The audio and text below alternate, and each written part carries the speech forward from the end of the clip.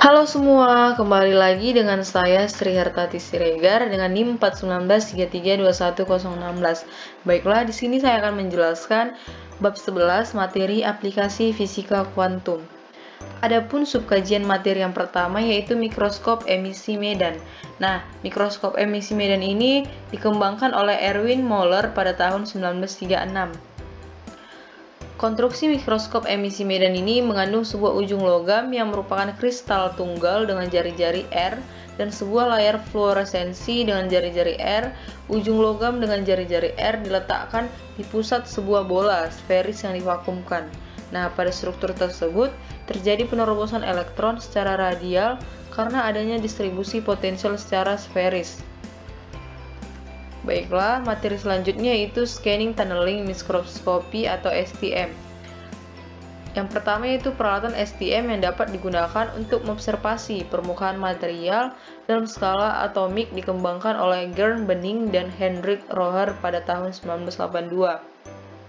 Peralatan STM dapat digunakan untuk mengamati struktur permukaan zat padat dengan resolusi yang lebih besar daripada peralatan scanning elektron mikroskopi atau SEM, yang dimana peralatan STM memiliki sebuah ujung logam yang diletakkan pada permukaan material padat yang akan diobservasi seperti gambar berikut, yang dimana pada bahan dan ujung logam yang berfungsi sebagai probe tersebut berada dalam sebuah ruang yang divakumkan agar dapat dilakukan pengamatan resistansi penerobosan vakum antar ujung logam dengan permukaan benda yang akan diobservasi.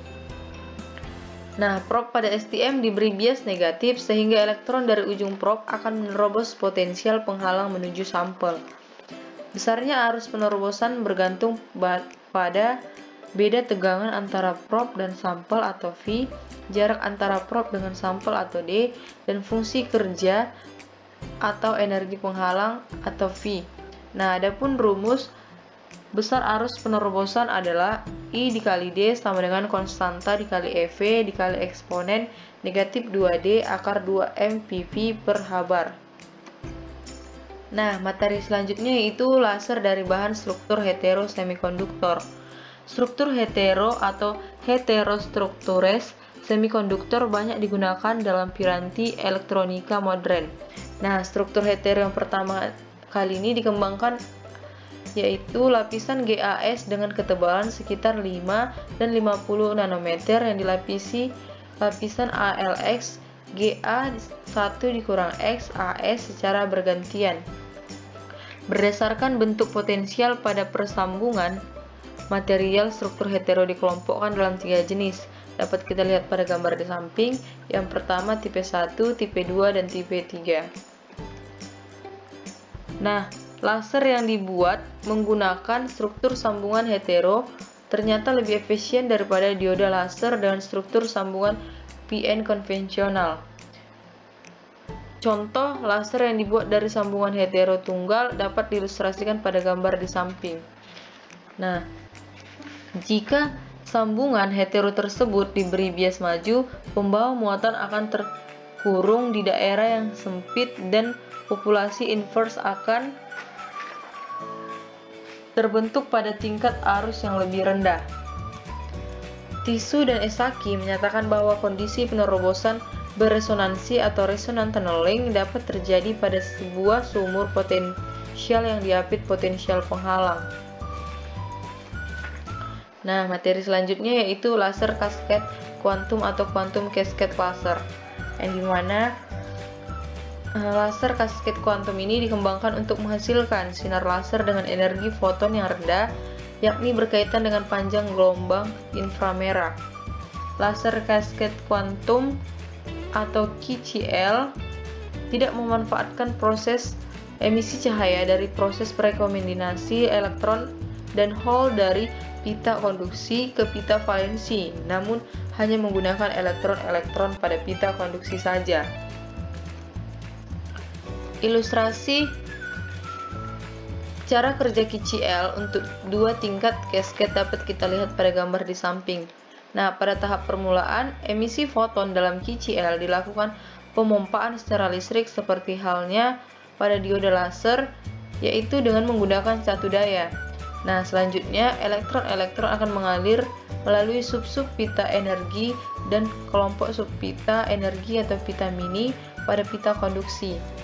Nah, mekanisme kasket pada KCl ini memungkinkan terjadinya pengumpulan elektron-elektron dalam subpita atas laser dan ekstraksi yang cepat dari subpita bawah.